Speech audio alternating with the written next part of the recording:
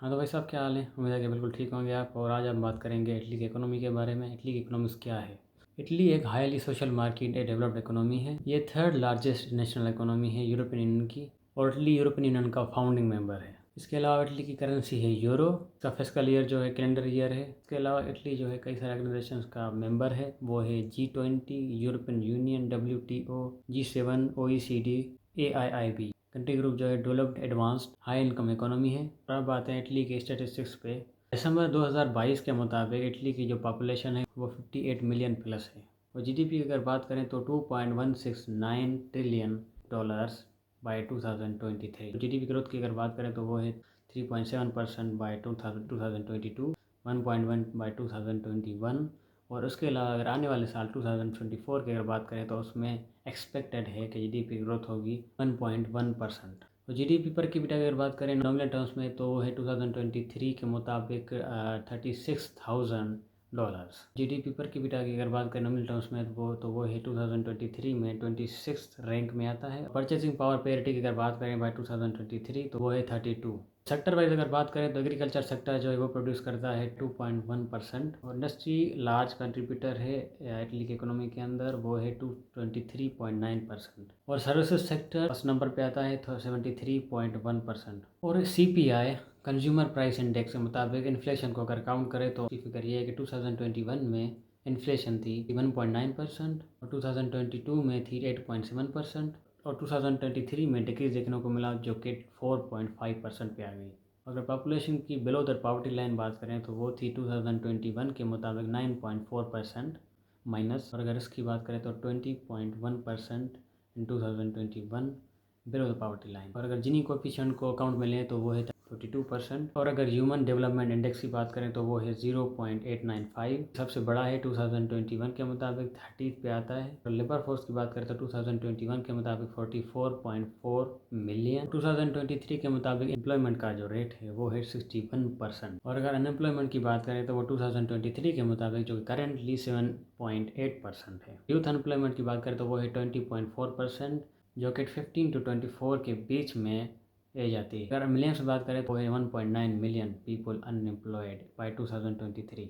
अब अगर सैलरी की बात करें तो एवरेज जो ग्रोस सैलरी है उसको अगर काउंट में लें $2,479 बाय 2022।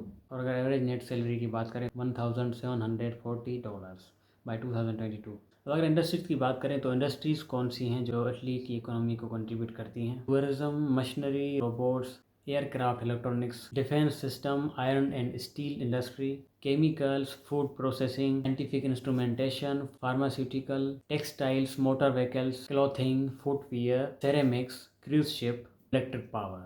अब अगर ईज ऑफ डूइंग बिजनेस की बात करें तो इटली में बिजनेस करने का जो रेशियो है वो कितना है, वो उसकी रैंक है 58 बाई 22। और अब आते हैं ट्रेड पे, एक्सपोर्ट और इम्पोर्ट। अगर एक्सपोर्ट्स की बात करें एक्सटर्नल टर्म्स में तो $625 बिलियन बाई 2021। और एक्सपोर्ट्स गुड्स की बात करें तो एक्सपोर्ट गुड्स में कौन सी गुड्स आती हैं तो engineering goods, textiles and clothing, production machinery, motor vehicles, transport equipment, chemicals, food stuffs, beverage and tobacco, minerals, non ferrous metals. और अगर मेन ट्रेड पार्टनर्स की बात करें एक्सपोर्ट्स में तो वो हैं जर्मनी के साथ है 13%, फ्रांस के साथ है 10%, यूनाइटेड स्टेट्स के साथ है 9.6%, स्विट्जरलैंड के साथ है 5.3%, स्पेन के साथ है 4.9%, यूनाइटेड किंगडम के साथ है 4.5% बाई 2021। और अगर इम्पोर्ट्स की बात करें तो वो है 570 बिलियन बाई 2021। और इम्पोर्ट्स गुड्स की बात करें तो इम्पोर्ट गुड्स में कौन सी गुड्स आती हैं तो वो है engineering products, chemicals, transport equipment, energy products, minerals and non ferrous metals, textiles and clothings, food, beverage and tobacco. अगर मेन इम्पोर्ट पार्टनर्स की बात करें with percentage, Germany 16%, France 8.3%, China 8.2%, Netherlands 5.9%, Spain 5.1%, Belgium 4.5% by 2021।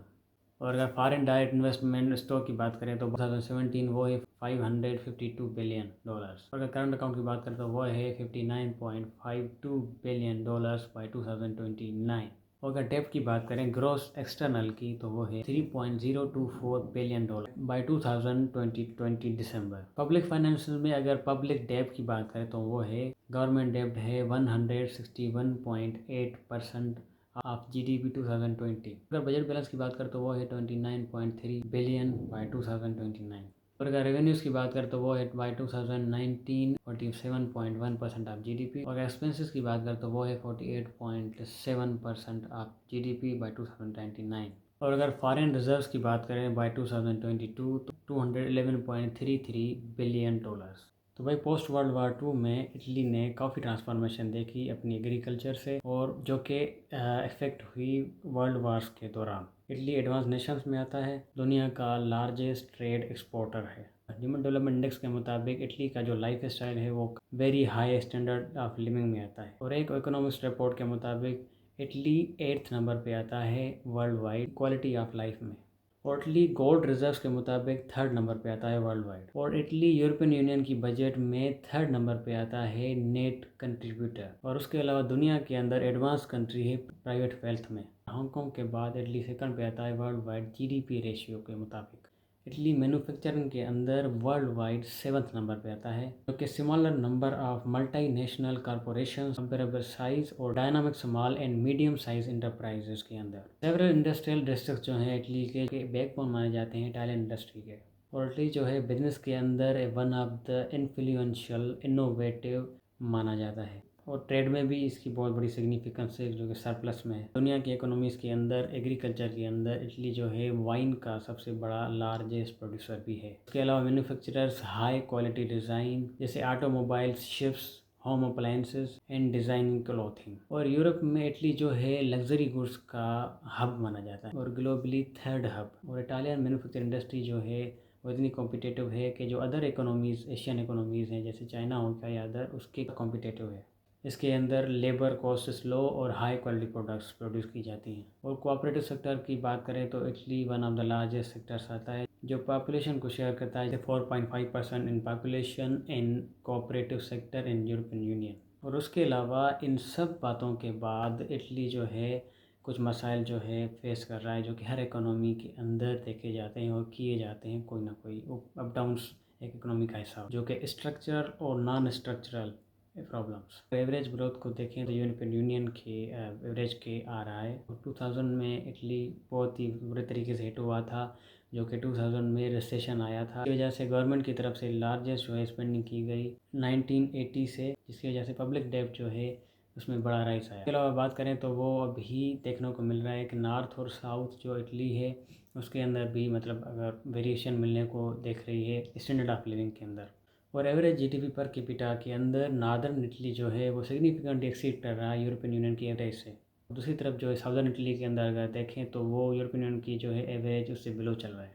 और eurozone के अंदर last couple of years के अंदर देखें तो मतलब इटली की जो ग्रोथ रेट है वो स्लो चल रहा है। और उसके अलावा एम्प्लॉयमेंट रेट की अगर बात करें तो वो भी उसी तरह चल रहा है। तो ओवरऑल अगर देखा जाए एग्रीगेट को अगर निकाला जाए तो हर कंट्री के अंदर जो है अप्स एंड डाउन्स रहते हैं, फ्लक्चुएशंस रहती हैं। अनएम्प्लॉयमेंट कहा जाए, एम्प्लॉयमेंट कहा जाए, इन्फ्लेशन के अंदर जो है वेरिएशंस होती रहती हैं।